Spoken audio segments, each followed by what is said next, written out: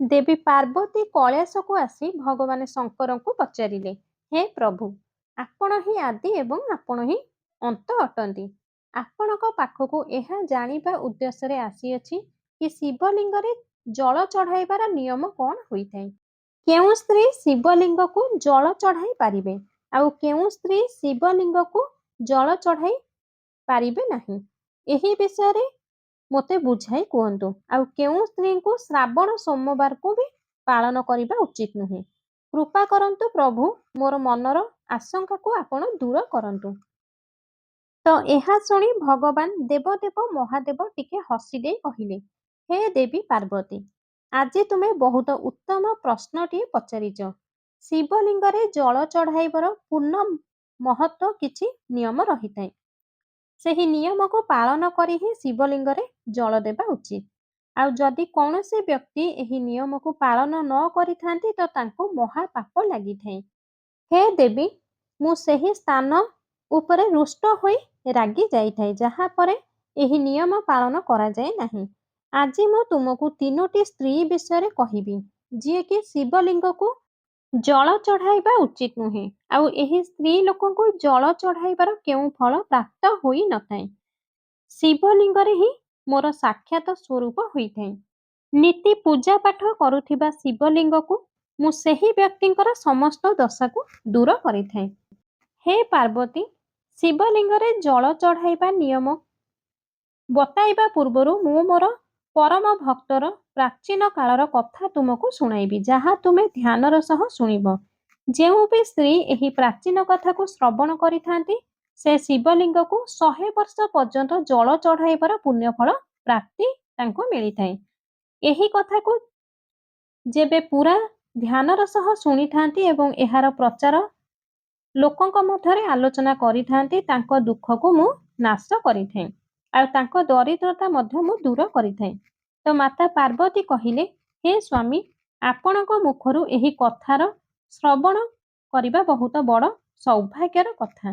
କୃପୟା ଆପଣ ମୋତେ ସେହି କଥା କୁହନ୍ତୁ, ମୁଁ ତାହାକୁ ପୁରା ଧ୍ୟାନର ସହ ଅବଶ୍ୟ ଶୁଣିବି। ତ ଭଗବାନ ଶିବ ଦେବୀ ପାର୍ବତୀଙ୍କୁ କଥାଟି ଶୁଣାଇବା ଆରମ୍ଭ କଲେ। ଦେଖନ୍ତୁ, ଆପଣମାନେ ମଧ୍ୟ ଏହି କଥାକୁ ପୁରା ଧ୍ୟାନର ସହ ପୁରା ଶୁଣିବେ, କାରଣ ଅଧା ଅଧୁରା ଜ୍ଞାନ ମହାବିପଦ ଆଣିଥାଏ। ତ ଚାଲନ୍ତୁ ଶୁଣିବା। ତା ପୂର୍ବରୁ କମେଣ୍ଟ ବକ୍ସରେ ହର ହର ମହାଦେବ ଅବଶ୍ୟ ଲେଖନ୍ତୁ। ଭିଡ଼ିଓଟି ଯଦି ଆପଣଙ୍କୁ ପସନ୍ଦ ଆସିବ ତେବେ ଭିଡ଼ିଓଟିକୁ ଗୋଟେ ଲାଇକ୍ କରିବେ। ଭିଡ଼ିଓଟିକୁ ଶେଷ ପର୍ଯ୍ୟନ୍ତ ନିହାତି ଦେଖିବେ। ଆମ ଚ୍ୟାନେଲରେ ଯଦି ଆପଣମାନେ ନୂଆ ଥିବେ ତେବେ ଏବେ ହିଁ ଚ୍ୟାନେଲଟିକୁ ସବସ୍କ୍ରାଇବ୍ କରି ପାଖରେ ଥିବା ବେଲ୍ ଆଇକନଟିକୁ ଦବେଇ ଦିଅନ୍ତୁ, ଯାହାଫଳରେ କି ଆମର ପ୍ରତ୍ୟେକ ଏହିଭଳି ନୂଆ ନୂଆ ଭିଡ଼ିଓ ସର୍ବପ୍ରଥମେ ଆପଣଙ୍କ ପାଖରେ ଯାଇ ପହଞ୍ଚିବ। ଭଗବାନ ଶିବ କହିଲେ, ହେ ଦେବୀ ପାର୍ବତୀ, ପୂର୍ବକାଳର କଥା। ଗୋଟିଏ ନଗରୀରେ ଶ୍ୟାମ ନାମକ ଏକ ବ୍ରାହ୍ମଣ ରହୁଥିଲେ। ଆଉ ସେହି ବ୍ରାହ୍ମଣ ବହୁତ ବୁଦ୍ଧିମାନ, ଗୁଣମାନ, ରୂପମାନ, ସବୁ ଶାସ୍ତ୍ରରେ ପାରଙ୍ଗମ ଥିଲେ। ସେ ବେଦକୁ ମଧ୍ୟ ଅଧ୍ୟୟନ କରିଥିଲେ। ଆଉ ସେହି ନଗରୀ ପାଖରେ ଅନ୍ୟ ଏକ ନଗର ବି ଥିଲା। ଆଉ ସେହି ନଗରରେ ବି ଅନ୍ୟ ଏକ ଆଲୋକ ନାମକ ଏକ ବ୍ରାହ୍ମଣ ମଧ୍ୟ ରହୁଥିଲେ। ତାଙ୍କର ଗୋଟିଏ କନ୍ୟା ଥିଲେ ଆଉ ସେହି କନ୍ୟାଙ୍କ ନାମ ଥିଲା କଲ୍ୟାଣୀ। ସେହି କନ୍ୟା ଭଗବାନ ଶିବଙ୍କର ବହୁତ ବଡ଼ ଭକ୍ତ ଥିଲେ। ପ୍ରତ୍ୟେକ ଦିନ ଶିବଲିଙ୍ଗରେ ଜଳ ଦେବା ସହ ପୁରା ନୀତି ନିୟମର ସହ ପୂଜା ଆରାଧନାରୁ ହିଁ ସେହି କନ୍ୟାର ଦିନଟି ଆରମ୍ଭ ହେଉଥିଲା। କଲ୍ୟାଣୀ ଉତ୍ତମ ଏବଂ ମନ ଇଚ୍ଛା ବର ପ୍ରାପ୍ତି ପାଇଁ 16 ଶ୍ରାବଣ ବ୍ରତ କରିଥିଲେ। କଲ୍ୟାଣୀଙ୍କର ପିତା ବଡ଼ ଗେହ୍ଲାର ସହ ତାଙ୍କ କନ୍ୟାର ଲାଳନ ପାଳନ କରିଥିଲେ। ଆଉ ତାଙ୍କ କନ୍ୟା ମାନେ କଲ୍ୟାଣୀ ବହୁତ ସୁନ୍ଦର, ରୂପବତୀ ଏବଂ ଗୁଣବତୀ ମଧ୍ୟ ଥିଲେ। ଯେବେ କଲ୍ୟାଣୀ ବିବାହୀ ଯୋଗୀ ହେଲା, ତାଙ୍କ ପିତାଙ୍କୁ କନ୍ୟାର ବିବାହ ଚିନ୍ତା ଘାରିବାକୁ ଲାଗିଲା। ଏଥିପାଇଁ ସେ ତାଙ୍କ ପତ୍ନୀକୁ କହିଲେ, ଆମ କନ୍ୟା ଏବେ ବଡ଼ ହୋଇଗଲାଣି, ଏଥିପାଇଁ ଆମେ ତାର ଆଗ କନ୍ୟାର ବିବାହ କରିବା ଦରକାର। ଏହା ଶୁଣି ପତ୍ନୀ କହିଲେ, ମୋ ଦୃଷ୍ଟିରେ ଜଣେ ବିଦ୍ୱାନ ବ୍ରାହ୍ମଣ ଅଛନ୍ତି ଆଉ ସେହି ବ୍ରାହ୍ମଣ ମୋ ଭାଇର ନଗରରେ ରହୁଛନ୍ତି। ଆଉ ସେହି ବିଦ୍ୱାନ ବ୍ରାହ୍ମଣଙ୍କ ନାମ ହେଉଛି ଶ୍ୟାମ। ଆଉ ମୁଁ ଭାବୁଛି ଆମ କନ୍ୟାର ବିବାହ ସେହି ଶ୍ରେଷ୍ଠ ବ୍ରାହ୍ମଣଙ୍କ ସହ କରିବା ଉଚିତ। ଆଉ ସେହି ବ୍ରାହ୍ମଣକୁ ବିବାହ କରି ଆମ କନ୍ୟା ବହୁତ ଖୁସିରେ ରହିବ। ସ୍ତ୍ରୀଙ୍କ ଠାରୁ ଏହା ଶୁଣି ଆଲୋକ କହିଲେ, ମୁଁ ବି ଶ୍ୟାମଙ୍କ ବିଷୟରେ ବହୁତ ଶୁଣିଛି। ଆମେ ଆମ କନ୍ୟାର ବିବାହ ସେହି ବିଦ୍ୱାନ ବ୍ରାହ୍ମଣଙ୍କ ସହ କରିବା। କାଲି ମୁଁ ଆମ କନ୍ୟାର ବିବାହ ପ୍ରସ୍ତାବ ନେଇକି ଯିବି। ରାତି ପାହିଲା। କଲ୍ୟାଣୀଙ୍କ ପିତା ତାଙ୍କ କନ୍ୟାର ବିବାହ ପ୍ରସ୍ତାବ ନେଇକି ଶ୍ୟାମଙ୍କ ନଗରକୁ ଗଲେ। ଶ୍ୟାମ ନାମକ ବ୍ରାହ୍ମଣ ତାଙ୍କ ଗୃହରେ ପିତାମାତାଙ୍କର ସେବା କରୁଥିଲେ। ଯେବେ ଆଲୋକ ଦେଖିଲେ ଶ୍ୟାମ ତାଙ୍କ ପିତାମାତାଙ୍କୁ ସେବା କରିବାର ଦେଖିଲେ ପୁରା ଆନନ୍ଦ ହୋଇଗଲେ। ଆଉ ଭାବିଲେ, ଆରେ ବା, ଏହି ବ୍ରାହ୍ମଣ ପୁତ୍ର ତ କେତେ ବଡ଼ ମହାନ, କେତେ ଶ୍ରଦ୍ଧାର ସହ ତାଙ୍କ ପିତାମାତାଙ୍କର ସେବା କରୁଛନ୍ତି। ଯେତେବେଳେ ଶ୍ୟାମ ତାଙ୍କ ଦ୍ୱାରରେ ଆଲୋକକୁ ଦେଖିଲେ ଆଉ ହାତ ଯୋଡ଼ି କହିଲେ, କୁହନ୍ତୁ, ମୁଁ ଆପଣଙ୍କର କ'ଣ ସାହାଯ୍ୟ କରିବି? ଏହା ଶୁଣି ଆଲୋକ ଅତ୍ୟନ୍ତ ପ୍ରସନ୍ନ ହୋଇଗଲେ ଆଉ ଶ୍ୟାମଙ୍କର ଘର ଦ୍ୱାର ଦେଖି ବହୁତ ଖୁସି ହୋଇଗଲେ। କାରଣ ଶ୍ୟାମଙ୍କ ଘରେ ପୁରା ବିଧିବିଧାନ ସହ ଶିବଲିଙ୍ଗ ବି ସ୍ଥାପିତ କରିଛନ୍ତି। ଆଉ ସେହି ଶିବଲିଙ୍ଗକୁ ପ୍ରତିଦିନ ଶ୍ୟାମ ପୁରା ବିଧିବିଧାନ ସହ ପୂଜାର୍ଚ୍ଚନା କରୁଛନ୍ତି। ଆଉ ଏହା ଦେଖି ଆଲୋକ ଚିନ୍ତା କଲେ କି ଏହି ଶ୍ୟାମ ହିଁ ମୋ କନ୍ୟା ପାଇଁ ଉତ୍ତମ ବରଟିଏ ହେବେ। ଆଉ କହିଲେ, ହେ ବିପ୍ରବର, ମୁଁ ଆଜି ମୋ କନ୍ୟାର ସହ ଆପଣଙ୍କର ବିବାହ ପ୍ରସ୍ତାବ ନେଇକି ଆସିଛି। ମୋ ପୁତ୍ରୀ ପାଇଁ ଆପଣଙ୍କ ପରି ସମାନ ଶ୍ରେଷ୍ଠ ବର ଆଉ କୋଉଠି ବି ମିଳିବେ ନାହିଁ। ଏହି କଥା ଶୁଣି ଶ୍ୟାମଙ୍କ ପିତାମାତା ବି ପ୍ରସନ୍ନ ହୋଇଗଲେ ଆଉ ଶ୍ୟାମ ମଧ୍ୟ ବିବାହ ପ୍ରସ୍ତାବରେ ରାଜି ହୋଇଗଲେ। ସମୟ ଅନୁସାରେ ଏକ ପବିତ୍ର ସ୍ଥାନରେ ଶ୍ୟାମ ଏବଂ କଲ୍ୟାଣୀଙ୍କର ବିବାହ ସମ୍ପନ୍ନ ହେଲା। ପତ୍ନୀଙ୍କର ସୁନ୍ଦର ରୂପରେ ଶ୍ୟାମ ମନମୋହିତ ହୋଇଗଲେ। କଲ୍ୟାଣୀ ଅତ୍ୟନ୍ତ ସୁନ୍ଦର, ମୁତାବକ ଏବଂ ଚରିତ୍ରବାନ ସ୍ତ୍ରୀ ଥିଲେ। ଆଉ କଲ୍ୟାଣୀ ମଧ୍ୟ ଶାଶୁ ଶ୍ୱଶୁରଙ୍କର ସେବା, ଘର କାମ, ସ୍ୱାମୀଙ୍କ ସେବାରେ ସମସ୍ତଙ୍କ ମନ ମୋହି ନେଉଥିଲେ। ଏହା ଦେଖି କଲ୍ୟାଣୀଙ୍କର ଶାଶୁ ଶ୍ୱଶୁର, ସ୍ୱାମୀ ଅତ୍ୟନ୍ତ ଖୁସି ଥିଲେ। କଲ୍ୟାଣୀ ସବୁଦିନ ତାଙ୍କ ପତିଙ୍କ ଘର ସବୁବେଳେ ସକାଳୁ ଉଠି ସଫାସୁତୁରା କରି ସ୍ନାନ କରି ପୂଜା ଘରକୁ ଯାଇ ନିୟମ ପାଳନ ପୂଜା କରୁଥିଲେ। ଆଉ ନିତ୍ୟ ରୂପେ ଶିବଲିଙ୍ଗରେ ଜଳ ଚଢ଼ାଉଥିଲେ, ବେଲପତ୍ର ଅର୍ପଣ କରୁଥିଲେ। ପୁଣି ରାତିରେ ପତିଙ୍କ ଚରଣ ଦବାଇ ସ୍ୱାମୀ ଶୋଇବା ପରେ ଯାଇ ନିଜେ ଶୋଉଥିଲେ। ଆଉ କଲ୍ୟାଣୀ ଭିତରେ ଗୋଟିଏ ପତିବ୍ରତା ନାରୀର ଲକ୍ଷଣ ରହିଥିଲା। ସେ ତାଙ୍କ ପତିକୁ ପରମେଶ୍ୱର ମାନିକି ତାଙ୍କ ସେବା କରୁଥିଲେ। କଲ୍ୟାଣୀକୁ ନେଇ ମାତା ଲକ୍ଷ୍ମୀ ମାତା ବି ତାଙ୍କ ଉପରେ ଅତ୍ୟନ୍ତ ପ୍ରସନ୍ନ ହୋଇ କଲ୍ୟାଣୀଙ୍କ ଘରେ ଆସି ବାସ କରିବାକୁ ଲାଗିଲେ। ଯାହାଦ୍ୱାରା କଲ୍ୟାଣୀଙ୍କ ଜୀବନରେ ସୁଖ, ସମୃଦ୍ଧି, ଧନ, ଐଶ୍ୱର୍ଯ୍ୟ ବି ଅଧିକ ବଢ଼ିବାକୁ ଲାଗିଲା। ଭଗବାନ ଶିବ କହୁଛନ୍ତି, ହେ ଦେବୀ ପାର୍ବତୀ, ଧନର ଦେବୀ ଲକ୍ଷ୍ମୀ ସେହି ନାରୀ ଉପରେ ତାଙ୍କ କୃପା ସବୁବେଳେ ବଜାୟ ରଖିଥାନ୍ତି ଯେଉଁ ନାରୀ ପତିବ୍ରତା ସହିତ ସତ୍ୟ ଧର୍ମ ପାଳନ କରିଥାନ୍ତି। ଆଉ କଲ୍ୟାଣୀ ଭିତରେ ଏସବୁ ଲକ୍ଷଣ ରହିଥିଲା। କିନ୍ତୁ ଆଗକୁ ଆମେ ଆପଣଙ୍କୁ ଜଣାଇବୁ କଲ୍ୟାଣୀର ଗୋଟିଏ ଭୁଲ ଯୋଗୁଁ ତାଙ୍କର ପୁରା ପରିବାର ଦୁଃଖର ବାଦଲରେ ବୁଡ଼ିଗଲେ। ଗୋଟେ ଦିନର କଥା, ଶ୍ରାବଣ ମାସ ଆରମ୍ଭ ହେଲା ଆଉ ସେହି ଦିନ ଅମାବାସ୍ୟା ବି ଥିଲା। କଲ୍ୟାଣୀ ଦ୍ୱିପ୍ରହର ଭୋଜନ ପାଇଁ ଖାଦ୍ୟ ପ୍ରସ୍ତୁତ କଲାବେଳେ ଗୋଟିଏ ତରକାରୀ ବନାଇଥିଲେ। ସେଥିରେ ଅଧିକ ମାତ୍ରାରେ ପିଆଜ, କୋବି ଏବଂ ଅନ୍ୟ ପରିବାକୁ ଦହି ସହିତ ମିଶାଇ ବନାଇଥିଲେ। ଆଉ ସେହି ତରକାରୀର ସ୍ୱାଦକୁ ବଢ଼ାଇବା ପାଇଁ କଲ୍ୟାଣୀ ଗୁଜୁରାତି ମଧ୍ୟ ୟୁଜ୍ କରିଥିଲେ। କଲ୍ୟାଣୀ ଏବଂ ତାଙ୍କ ସମସ୍ତ ପରିବାର ସନ୍ଧ୍ୟା ପୂର୍ବରୁ ଭୋଜନ କରି ରାତ୍ରିରେ ଶୋଇଗଲେ। କିନ୍ତୁ କଲ୍ୟାଣୀ ଯେଉଁ ତରକାରୀ କରିଥିଲେ ସମସ୍ତ ଖାଇସାରିବା ପରେ ସେହି ତରକାରୀ କିଛି ବଞ୍ଚିଥିଲା। ଯେତେବେଳେ ତା ପରଦିନ କଲ୍ୟାଣୀ ଏବଂ ତାଙ୍କ ପତି ସକାଳୁ ଜଲ୍ଦି ଉଠୁଥିଲେ, କଲ୍ୟାଣୀ ଏବଂ ତାଙ୍କ ପତି ଦୁଇ ଜଣ ମିଶିକି ପୁଣି ସେହି ତରକାରୀକୁ ଖାଇଲେ। କୁହାଯାଏ କି ପିଆଜର ଅଧିକ ସେବନ ଦ୍ୱାରା ପ୍ରତ୍ୟେକ ମନୁଷ୍ୟର କାମ ଅଧିକ ବଢ଼ିଯାଇଥାଏ। ତେଣୁ କଲ୍ୟାଣୀ ଏବଂ ତାଙ୍କ ପତିଙ୍କର ମଧ୍ୟ ଏହି ପରିସ୍ଥିତି ଉପୁଜିଲା। ସ୍ନାନ କରିସାରି ଦୁଇ ଜଣ ଶାରୀରିକ ସମ୍ବନ୍ଧ ସ୍ଥାପନ କରିଥିଲେ, ଯାହାଦ୍ୱାରା କଲ୍ୟାଣୀଙ୍କ ଶରୀର ଅପବିତ୍ର ହୋଇଗଲା। ଆଉ କଲ୍ୟାଣୀ ମଧ୍ୟ ତାଙ୍କ ନୀତି ନିୟମକୁ ଭୁଲିଗଲେ। ତାଙ୍କ ପତିଙ୍କ ସହିତ ସମ୍ବନ୍ଧ ପରେ ବିନା ସ୍ନାନ କରି ଶିବଲିଙ୍ଗକୁ ସ୍ପର୍ଶ କରିଦେଲେ ଏବଂ ଜଳ ଚଢ଼ାଇଦେଲେ, ଯାହାଦ୍ୱାରା କଲ୍ୟାଣୀଙ୍କ ଶରୀରରେ ମହାମୋହ ପ୍ରବେଶ କରିଗଲା। ଆଉ ଏହା ଦେଖି ମହାଦେବ ସେହି ଶିବଲିଙ୍ଗରୁ ବାହାରିକି ପଳାଇଗଲେ। ଯଥା ଏହି ଅପବିତ୍ର ସ୍ଥାନରୁ ଭଗବାନ ଶଙ୍କର ତାଙ୍କ ଭକ୍ତଠାରୁ ରୁଷ୍ଟ କରି ସେହି ସ୍ଥାନକୁ ପରିତ୍ୟାଗ କରିଦେଲେ। କଲ୍ୟାଣୀଙ୍କ ଶରୀରରେ ପ୍ରବେଶ କରିଥିବା ମହାମୋହ କଲ୍ୟାଣୀର ସବୁ ଧାର୍ମିକ କାର୍ଯ୍ୟକୁ ବନ୍ଦ କରିଦେଲେ। କଲ୍ୟାଣୀର ସମସ୍ତ ଶ୍ରାବଣ ମାସର ସୋମବାର ବ୍ରତକୁ ମଧ୍ୟ ନଷ୍ଟ କରିଦେଲେ ମହାମୋହ। କଲ୍ୟାଣୀ ଏବଂ ତାଙ୍କ ପତି ମିଶିକି ଅଜାଣତରେ ପିଆଜ ରସୁଣ ସେବନ କରିଦେଲେ ସୋମବାର ବ୍ରତରେ।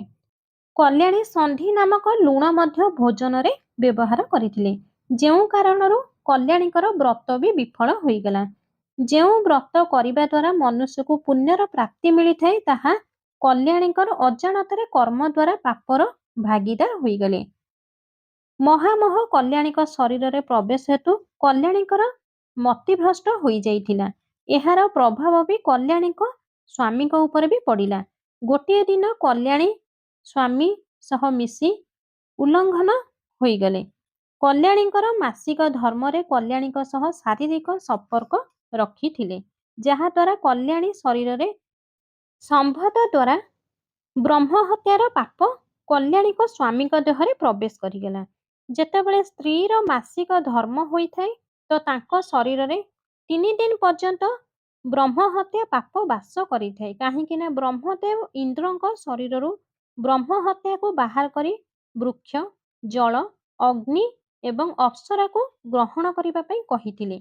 ସେହି ସମୟରେ ନାରୀଙ୍କ ଶରୀରରେ ମାସିକ ଧର୍ମ ଦ୍ୱାରା ବ୍ରହ୍ମ ହତ୍ୟା ପାପର ବାସ ହୋଇଥାଏ। ଆଉ ଯେଉଁ ପୁରୁଷ ମାସିକ ଧର୍ମ ସମୟରେ ସ୍ତ୍ରୀଙ୍କୁ ସ୍ପର୍ଶ କରିଥାନ୍ତି ବା ସମ୍ବନ୍ଧ ରଖିଥାନ୍ତି, ସେହି ବ୍ରହ୍ମ ହତ୍ୟା ପାପ ନାରୀ ଦେହରୁ ବାହାରି ପୁରୁଷ ଦେହରେ ପ୍ରବେଶ କରିଥାଏ। ଆଉ ସେହି ବ୍ରହ୍ମ ହତ୍ୟା ପାପ କଲ୍ୟାଣୀଙ୍କ ଦେହରୁ ବାହାରି ତାଙ୍କ ସ୍ୱାମୀଙ୍କ ଶରୀରରେ ପ୍ରବେଶ କରିଗଲେ ଏବଂ ତୁରନ୍ତ କଲ୍ୟାଣୀଙ୍କ ସ୍ୱାମୀ ତଳେ ପଡ଼ିଗଲେ। ତଳେ ପଡ଼ିବା କ୍ଷଣି କଲ୍ୟାଣୀଙ୍କ ସ୍ୱାମୀଙ୍କୁ କୁଷ୍ଠରୋଗ ହୋଇଗଲା। ତାଙ୍କ ଅଙ୍ଗ ସବୁ ଜଳାପୋଡ଼ା ହେବାକୁ ଲାଗିଲା। ପୁରା ଶରୀରରେ ରକ୍ତ ଏବଂ ଘାରେ ପରିପୂର୍ଣ୍ଣ ହୋଇଗଲା। କଷ୍ଟ ପରେ କଷ୍ଟ ହେବାକୁ ଲାଗିଲା। କଲ୍ୟାଣୀଙ୍କ ସ୍ୱାମୀ ଚିଲେଇବାକୁ ଲାଗିଲେ ଏବଂ କହିଲେ, ହେ ଭଗବାନ, ମୋ ଦ୍ୱାରା ଏମିତି କେଉଁ ଭୟଙ୍କର ପାପ ହୋଇଗଲା? ମୁଁ ସବୁ କିଛି ଜାଣିକି ବି ପାପ କରିଛି। ହେ ପ୍ରଭୁ ଭୋଳାନାଥ, ଏବେ ମୋର ଆଉ ରକ୍ଷା କିଏ କରିବ? ଏହାପରେ କଲ୍ୟାଣୀଙ୍କ ଶାଶୁ ସେହି ଜାଗାକୁ ଆସିଗଲେ ତ ସେ ଦେଖିଲେ କି ତାଙ୍କ ପୁତ୍ର କୁଷ୍ଠ ରୋଗରେ ପୀଡ଼ିତ ହୋଇ ତଳେ ପଡ଼ିଛନ୍ତି। ଏହା ଦେଖି ରାଗି ଯାଇ କଲ୍ୟାଣୀକୁ ବହୁତ ଗାଳିଗୁଲଜ କରିବାକୁ ଲାଗିଲେ। କଲ୍ୟାଣୀ ଉପରେ ରାଗି ଯାଇ କହିଲେ, ତୁମେ ଗୋଟେ କୁଳଟା, ତୁମେ ଗୋଟେ ପାପିନୀ, ନିଜେ ନିଜ ସ୍ୱାମୀର ହିଁ ଧର୍ମକୁ ଭ୍ରଷ୍ଟ କରିଦେଲ। ତୁମେ ତୁମର ମାସିକ ଧର୍ମ ସମୟରେ କ'ଣ ପାଇଁ ସମ୍ବନ୍ଧ ବନେଇଥିଲ? କଲ୍ୟାଣୀକୁ ଗାଳିଗୁଲଜ କରିବାକୁ ଲାଗିଲେ। କଲ୍ୟାଣୀ ତାଙ୍କ ସ୍ୱାମୀର ଏହିପରି ପରିସ୍ଥିତି ଦେଖି ବହୁତ ଡରିଗଲେ ଆଉ ଜୋର ଜୋରରେ କାନ୍ଦିବାକୁ ଲାଗିଲେ। କହିବାକୁ ଲାଗିଲେ, ହେ ଶାଶୁମାତା, ମୋତେ କ୍ଷମା କରିଦିଅ। ମୋ ଦ୍ୱାରା ବହୁତ ବଡ଼ ଅପରାଧ ହୋଇଯାଇଛି। କାମର ବଶୀଭୂତ ହୋଇ ମୋ ଦ୍ୱାରା ଏହି ଅପରାଧ ହୋଇଛି। ତ ଏହି କଥା ଶୁଣି ଶାଶୁ ତାଙ୍କ ଉପରେ ଅତ୍ୟନ୍ତ ରାଗି ଯାଇ ବୋହୂକୁ ତାଙ୍କ ଘରୁ ତଡ଼ିଦେଲେ। କଲ୍ୟାଣୀ ଏହା ଦେଖି ଡରି ଯାଇ କହିଲେ, ଶାଶୁମା, ମୁଁ କୁଆଡ଼େ ଯିବି? ମୋ ସ୍ୱାମୀ ବିନା ମୋ ନିଜର ଅସ୍ତିତ୍ୱ ହିଁ ନାହିଁ। ମୋ ସ୍ୱାମୀ ବିନା ମୁଁ ବଞ୍ଚି ପାରିବିନି। ଏହାପରେ ଶାଶୁମା କଲ୍ୟାଣୀକୁ ଘରୁ ଧକ୍କା ମାରିକି ବିଦା କରିଦେଲେ। କଲ୍ୟାଣୀ ଯିବା ବାଟରେ କିଛି ଦୂରରେ ଗୋଟିଏ ଶିବ ମଠ ଥିଲା ଆଉ ସେହି ଶିବ ମଠରେ କଲ୍ୟାଣୀ ବସିକି ନିଜ ଦୋଷ ବିଷୟରେ ଭାବୁଛନ୍ତି। କିଛି ସମୟ ପରେ ଜଣେ ସାଧୁ ସେହି ଆଶ୍ରମକୁ ଆସିଲେ ଆଉ ସେହି ସାଧୁ ସେହି ମଠର ପୂଜାରୀ ଥିଲେ। ସାଧୁ ଆସି କଲ୍ୟାଣୀକୁ ପଚାରିଲେ, ତୁମେ କିଏ? ଆଉ କେଉଁ କାରଣରୁ ଏଠି ତୁମେ ଏକା ବସିଛ? ତୁମର କ'ଣ ଦୁଃଖ ଅଛି? ଯଦି କିଛି ଅସୁବିଧା ନଥାଏ ତେବେ ମୋତେ କୁହ, ମୁଁ ଅବଶ୍ୟ ତୁମର ଦୁଃଖ ଦୂର କରିବା ପାଇଁ ଚେଷ୍ଟା କରିବି। ଏହା ଶୁଣି କଲ୍ୟାଣୀ କହିଲେ, ହେ ମୁନିବର, ମୋ ଦ୍ୱାରା ଘୋର ପାପ ହୋଇଛି ଆଉ ସେହି କାରଣରୁ ମୋ ପରିବାର ମୋତେ ବାହାର କରିଦେଇଛନ୍ତି। ଏହା ଶୁଣି ସାଧୁ କହିଲେ, ହେ ଦେବୀ, ତୁମେ କ'ଣ ପାପ କରିଛ? ମୋତେ ଠିକ୍ ସେ କୁହ। କଲ୍ୟାଣୀ କହିଲେ, ମୋ ଦ୍ୱାରା ଘୋର ପାପ ହୋଇଯାଇଛି। ମାସିକ ଧର୍ମରେ ମୁଁ ମୋର ପତିଙ୍କ ସହିତ ସମ୍ବନ୍ଧ ରଖିଥିଲି। ଏହି କାରଣରୁ ମୋ ପତିଙ୍କୁ କୁଷ୍ଠ ରୋଗ ହୋଇଯାଇଛି ଆଉ ଦୁଃଖ ଭୋଗୁଛନ୍ତି। ଏହା ଶୁଣି ସାଧୁ କହିଲେ, ତୁମେ ଚିନ୍ତା କର ନାହିଁ। ତୁମ ଦ୍ୱାରା ଯେଉଁ ପାପ ହୋଇଛି ତୁମେ ପ୍ରାୟଶ୍ଚିତ କର। ତୁମ ପାପରୁ ମୁକ୍ତି ମିଳିଯିବ। ତୁମେ ଏହି ମଠରେ ରହି ଭଗବାନ ଶିବ ଶଙ୍କରଙ୍କୁ ପୂଜା କର। ଶିବଲିଙ୍ଗକୁ ନୀତି ଜଳ ଚଢ଼ାଅ ଆଉ ବେଲପତ୍ର ଅର୍ପଣ କର। ଏହି ତ ସାରା ସଂସାରର ପିତା ଅଟନ୍ତି ଆଉ ଯିଏ ତାଙ୍କ ଶରଣକୁ ଆସିଥାଏ ତାଙ୍କ ଉଦ୍ଧାର ନିଶ୍ଚିନ୍ତ ଶଙ୍କର ହିଁ କରିଥାନ୍ତି। ଆଉ ତୁମେ ଦେଖିବ ତୁମ ପତିଙ୍କର ବହୁତ ଜଲ୍ଦି ଠିକ୍ ହୋଇଯିବ। ସାଧୁଙ୍କ କଥା ଶୁଣି କଲ୍ୟାଣୀ ମଠରେ ଶିବଲିଙ୍ଗକୁ ପ୍ରତିଦିନ ପୂଜାପାଠ କରିବାକୁ ଲାଗିଲେ। ସବୁଦିନ ସ୍ନାନ ଆଦି ସାରି ବ୍ରହ୍ମଚାର୍ଯ୍ୟ ପାଳନ କରି ଶିବଲିଙ୍ଗରେ ଜଳ ଅର୍ପଣ କଲେ। ବେଲପତ୍ର ମଧ୍ୟ ଅର୍ପଣ କରୁଥିଲେ। ଭକ୍ତିର ସହ ଭୋଗ ମଧ୍ୟ ଲଗାଉଥିଲେ। ସେ ମଠର ସବୁ ଗୋମାତାଙ୍କୁ ଶ୍ରଦ୍ଧାର ସହ ସେବା କରିବାକୁ ଲାଗିଲେ। ଦିନ ଭରି ସେହି ମଠରେ ଭଗବାନ ଶିବଲିଙ୍ଗଙ୍କ ମୂର୍ତ୍ତି ଆଗରେ ବସି ଭଗବାନ ଶିବଙ୍କୁ ଭକ୍ତି କରିବାକୁ ଲାଗିଲେ। ଏହା ସହ ନିଜ ସ୍ୱାମୀଙ୍କର ମଙ୍ଗଳ ପାଇଁ 16 ସୋମବାର ବ୍ରତ ବି କଲେ। ଏହିପରି ଗୋଟିଏ ବର୍ଷ ବିତିଗଲା। ଭଗବାନ ଶିବ କଲ୍ୟାଣୀର ପରୀକ୍ଷା ନେଉଥିଲେ। ପୁଣି ଥରେ ଶ୍ରାବଣ ମାସ ଷ୍ଟାର୍ଟ ହୋଇଗଲା। ସାଧୁ କହିଲେ, କଲ୍ୟାଣୀ ତୁମେ ପୁରା ନିରନ୍ତର ଶ୍ରାବଣ ମାସ ସୋମବାର ବ୍ରତ କର। ପୁଣି ଥରେ ନୂଆ କରି ଧ୍ୟାନ କରି ଆଉ ମନେ ରଖ, ଏଥର ଯେପରି ତୁମର କୌଣସି ଭୁଲ ନ ହେଉ। ଏବେ ମୁଁ ତୁମକୁ ଶ୍ରାବଣ ମାସର ବିସ୍ତାର ରୂପରେ ଜଣାଇବି। ତୁମେ ଏହାକୁ ଧ୍ୟାନର ସହ ଶୁଣ। କୌଣସି ସ୍ତ୍ରୀ ବା ପୁରୁଷ ଶ୍ରାବଣ ମାସରେ କୌଣସି ପ୍ରକାର ତାମସିକ ପଦାର୍ଥକୁ ସେବନ କରିବା ଉଚିତ ନୁହେଁ। ଶିବଲିଙ୍ଗରେ ଭୁଲରେ ବି କେବେ ବି କେତକୀ ଫୁଲ, ତୁଳସୀ ପତ୍ର ଅର୍ପଣ କରିବା ଉଚିତ ନୁହେଁ। ଶିବ ପୂଜାରେ ଶଙ୍ଖର ଉପଯୋଗ କରିବ ନାହିଁ। ଶିବଲିଙ୍ଗରେ କେବେ ବି ହଳଦୀ, କୁଙ୍କୁମ, ଦୁବ ଅର୍ପଣ କରିବେ ନାହିଁ। ଆଗ ତୁମେ ସଚ୍ଚା ମନରେ ଭୋଳାନାଥଙ୍କୁ ପୂଜାର୍ଚ୍ଚନା କର।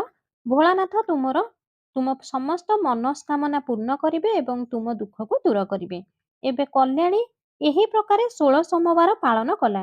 କିନ୍ତୁ କଲ୍ୟାଣୀକୁ କୌଣସି ବି ଅନୁଭବ ଆସିଲା ନାହିଁ, ଯାହା ଫଳରେ କଲ୍ୟାଣୀ ହାରାସ ହୋଇ ଆତ୍ମହତ୍ୟା କରିବାକୁ ଠିକ୍ କଲା। କାହିଁକି ନା କଲ୍ୟାଣୀର ଜୀବନରେ କୌଣସି ବି ସୁଧାର ଆସିବାକୁ ଲାଗିଲା ନାହିଁ। ଶିବ ମଠ ପାଖରେ ନଦୀ ପାଖକୁ ଗଲା ଆଉ ଭଗବାନ ଶିବଙ୍କୁ ସ୍ମରଣ କରି ଜଳ ଭିତରକୁ ପ୍ରବେଶ କଲା। ଏହାପରେ ଚମତ୍କାର ଘଟିଲା। ଯେପରି କଲ୍ୟାଣୀ ଜଳ ଭିତରେ ପଶିଥିଲା, ଠିକ୍ ସେହିପରି ହଠାତ୍ ଜଳ ବାହାରକୁ ପଳେଇ ଆସିଲା। ଆଉ ଯେତେବେଳେ ନିଜ ଆଖି ଖୋଲିଲା ତ ଦେଖିଲା ସାମ୍ନାରେ ସ୍ୱୟଂ ଭଗବାନ ଶିବ ପ୍ରକଟ ହୋଇଥିଲେ। ଭଗବାନ ଶଙ୍କର କଲ୍ୟାଣୀର ନିଷ୍ଠା ଆଉ ଭକ୍ତି ଦେଖି ଅତ୍ୟନ୍ତ ପ୍ରସନ୍ନ ହୋଇଗଲେ ଆଉ କଲ୍ୟାଣୀକୁ ସାକ୍ଷାତ ଦର୍ଶନ ଦେଲେ। ଭଗବାନ ଶିବ କହିଲେ, ହେ ପୁତ୍ରୀ, ତୁମେ ବହୁତ ଶ୍ରଦ୍ଧା ଆଉ ଭକ୍ତିର ସହ ମୋର ଆରାଧନା କଲ। ଏଥିପାଇଁ ମୁଁ ତୁମ ଉପରେ ପ୍ରସନ୍ନ ହୋଇଛି। କୁହ, ତୁମର କ'ଣ କାମନା ଅଛି? ଏହା ଶୁଣି କଲ୍ୟାଣୀ କହିଲା, ହେ ପ୍ରଭୁ, ଆପଣ ମୋତେ କୁହନ୍ତୁ ମୋର କେଉଁ କାରଣ ଯୋଗୁଁ ମୋ ଭିତରେ କାମର ବାସ ହୋଇଥିଲା, ଯେଉଁ କାରଣରୁ ମୋ ଦ୍ୱାରା ଘୋର ପାପ ହୋଇଗଲା ଆଉ ମୋ ସ୍ୱାମୀଙ୍କୁ କୁଷ୍ଠ ରୋଗ ହୋଇଗଲା। ଭଗବାନ ଶିବ କହିଲେ, ହେ ପୁତ୍ରୀ, ଏବେ ତୁମେ ଧ୍ୟାନର ସହ ଶୁଣ। ତୁମ ଅଜାଣତରେ ଗୋଟିଏ ପାପ ହୋଇଥିଲା, ଯେଉଁ କାରଣରୁ ତୁମ ଭିତରେ ମହାମୋହ ପ୍ରବେଶ କରିଯାଇଥିଲା। ଶ୍ରାବଣ ମାସରେ ତୁମେ ପିଆଜ, ରସୁଣ, ତରକାରୀ ଖାଇ କାମବଶ ହୋଇ ତୁମେ ତୁମ ପତିଙ୍କ ସହ ଶାରୀରିକ ସମ୍ବନ୍ଧ ରଖିଥିଲ। ବିନା ସ୍ନାନରେ ଶିବଲିଙ୍ଗକୁ ସ୍ପର୍ଶ କରିଥିଲ। ପତି ପତ୍ନୀ ଯେବେ ସମ୍ପର୍କ ରଖିଥାନ୍ତି ତ ତାଙ୍କ ଶରୀର ଅପବିତ୍ର ହୋଇଯାଇଥାଏ ଆଉ ସେହି ଅବସ୍ଥାରେ ଶିବଲିଙ୍ଗକୁ କେବେ ବି ସ୍ପର୍ଶ କରିବା କଥା ନୁହେଁ। କିନ୍ତୁ ତୁମେ ଅପବିତ୍ର ଅବସ୍ଥାରେ ଶିବଲିଙ୍ଗକୁ ଜଳ ଅର୍ପଣ କରିଥିଲ, ଯେଉଁ କାରଣରୁ ମୁଁ ତୁମ ଉପରେ ରୁଷ୍ଟ କରି ଶିବଲିଙ୍ଗକୁ ତ୍ୟାଗ କରିଥିଲି। ଏହା ଶୁଣି କଲ୍ୟାଣୀ ହାତ ଯୋଡ଼ି କହିଲେ, ହେ ପ୍ରଭୁ, ମୋ ଅଜାଣତରେ ମୋ ଦ୍ୱାରା ଏହି ପାପ ହୋଇଯାଇଛି। ତେବେ ଏହି ପାପରୁ କ'ଣ ପ୍ରାୟଶ୍ଚିତ ଅଟେ? ଭଗବାନ ଶିବ କହିଲେ, ତୁମେ ଗୋଟିଏ ବର୍ଷ ବ୍ରହ୍ମଚାରୀ ବ୍ରତ ପାଳନ କରିଛ ଆଉ 16 ସୋମବାର ନିରନ୍ତର ବ୍ରତ ବି କରିଛ। ଏଥିପାଇଁ ତୁମେ ତୁମ ପାପରୁ ଏବେ ମୁକ୍ତ। କଲ୍ୟାଣୀ କହିଲେ, ହେ ପ୍ରଭୁ, ଆପଣ ମୋତେ କୁହନ୍ତୁ, କେଉଁ ଅବସ୍ଥାରେ ଶିବଲିଙ୍ଗକୁ ଜଳ ଚଢ଼ାଇବା ଉଚିତ ନୁହେଁ ଆଉ ଶିବଲିଙ୍ଗରେ ଜଳ ଚଢ଼ାଇବାର କ'ଣ ନିୟମ ଅଛି? ତ ଭଗବାନ ଶିବ କହିଲେ, ତୁମେ ଏହାକୁ ଧ୍ୟାନ ଦେଇ ଶୁଣ। ଶିବଲିଙ୍ଗ ଅତ୍ୟନ୍ତ ପବିତ୍ର ହୋଇଥାଏ ଆଉ ଏହି ଶିବଲିଙ୍ଗ ସବୁଠାରୁ ଅଧିକ ମୋର ପ୍ରିୟ ହୋଇଥାଏ। ଶିବଲିଙ୍ଗକୁ କେବେ ବି ଅପବିତ୍ର ଅବସ୍ଥାରେ ସ୍ପର୍ଶ କରିବା ଉଚିତ ନୁହେଁ। ଯେଉଁ ସ୍ତ୍ରୀ ମାସିକ ଧର୍ମ ହୋଇଥିବ, ସେହି ସ୍ତ୍ରୀ କେବେ ବି ଶିବଲିଙ୍ଗକୁ ସ୍ପର୍ଶ କରିବା ଉଚିତ ନୁହେଁ। ମାସିକ ଧର୍ମ ଦ୍ୱାରା ସ୍ତ୍ରୀର ଶରୀରରେ ବ୍ରହ୍ମ ହତ୍ୟାର ପାପ ରହିଥାଏ। କୌଣସି ବି ସ୍ୱାମୀ ସ୍ତ୍ରୀ ସମ୍ବନ୍ଧ କରିବା ପରେ ଶିବଲିଙ୍ଗକୁ ସ୍ପର୍ଶ କରିବା ଉଚିତ ନୁହେଁ। ମହାପାପ ହୋଇଥାଏ। ଯେଉଁ ସ୍ତ୍ରୀ ତାଙ୍କ ସ୍ୱାମୀଙ୍କୁ ଛାଡ଼ି ଅନ୍ୟ ପୁରୁଷଙ୍କ ସହ ବାସ କରିଥାନ୍ତି, ଏହିଭଳି ସ୍ତ୍ରୀକୁ ଶିବଲିଙ୍ଗରେ ଜଳ ଚଢ଼ାଇବା ଉଚିତ ନୁହେଁ। ଶିବଲିଙ୍ଗର ପୂଜାର୍ଚ୍ଚନା କରିବା କେବଳ ଆଉ କେବଳ ପତିବ୍ରତା ନାରୀଙ୍କୁ ଅଧିକାର ମିଳିଥାଏ। ଯେଉଁ ସ୍ତ୍ରୀ ଅସତୀ, ବେଶ୍ୟାବୃତ୍ତି ବା ଅନେକ ପୁରୁଷଙ୍କ ସହ ସମ୍ବନ୍ଧ ବନାଇଥାନ୍ତି, ସେହି ସ୍ତ୍ରୀ ଶିବଲିଙ୍ଗରେ ଜଳ ଚଢ଼ାଇବା ଉଚିତ ନୁହେଁ। ଏହାପରେ କଲ୍ୟାଣୀ କହିଲେ, ହେ ପ୍ରଭୁ, ମୋ ସ୍ୱାମୀ କୁଷ୍ଠ ରୋଗରେ ପୀଡ଼ିତ ଅଛନ୍ତି। ମୋ ସ୍ୱାମୀଙ୍କୁ ଏହି ରୋଗରୁ ଆପଣ ମୁକ୍ତି କରିଦିଅନ୍ତୁ। ଏହା ଶୁଣି ଭଗବାନ ଶିବ କହିଲେ, ହେ ପୁତ୍ରୀ, ତୁମେ ଏହି ଶିବଲିଙ୍ଗକୁ 1 ବର୍ଷ ପୂଜା କଲ ଆଉ ନିତ୍ୟ ବେଲପତ୍ର ଅର୍ପଣ କଲ। ଆଉ ବେଲପତ୍ର ମୋର ସବୁଠୁ ପ୍ରିୟ ହୋଇଥାଏ। ଆଉ ଶିବଲିଙ୍ଗରେ ତୁମେ ଯେଉଁ ବେଲପତ୍ର ଅର୍ପଣ କରିଥିଲ, ତୁମେ ସେହି ପତ୍ରକୁ ନେଇଯାଇ ତୁମ ପତିଙ୍କୁ ଗୁପ୍ତରେ ଖୁଆଇ ଦିଅ। ଏହାଦ୍ୱାରା ରୋଗ ଆଉ ପାପର ମୁକ୍ତି ମିଳିଯିବ। ଏହା କହି ଭଗବାନ ଶିବ ଅନ୍ତର୍ଯାମୀ ହୋଇଗଲେ। କଲ୍ୟାଣୀ ସେହି ଶିବଲିଙ୍ଗରୁ କିଛି ବେଲପତ୍ର ଉଠାଇ ନେଇ ଘରକୁ ଗଲେ ଆଉ ତାଙ୍କ ପତିଙ୍କୁ ସେହି ପତ୍ର ଖୁଆଇ ଦେଲେ। ଶିବଲିଙ୍ଗର ପତ୍ର ଖାଇକି କଲ୍ୟାଣୀଙ୍କ ପତି ପୁରା ସ୍ୱାସ୍ଥ୍ୟବାନ ହୋଇଗଲେ। କଲ୍ୟାଣୀଙ୍କର ଶାଶୁ ବି ଯେତେବେଳେ ଏହି ଚମତ୍କାର ଦେଖିଲେ, ତ ସେ ବି ଖୁସି ହୋଇଗଲେ। ତ ସମସ୍ତେ ମିଳିମିଶି ରହିଲେ। ଭଗବାନ ଶିବ କହିଲେ, ହେ ଦେବୀ ପାର୍ବତୀ, ଏଥିପାଇଁ ଏହି ଅବସ୍ଥାରେ ସ୍ତ୍ରୀ ମାନଙ୍କୁ ଶିବଲିଙ୍ଗରେ ଜଳ ଚଢ଼ାଇବା ଉଚିତ ନୁହେଁ।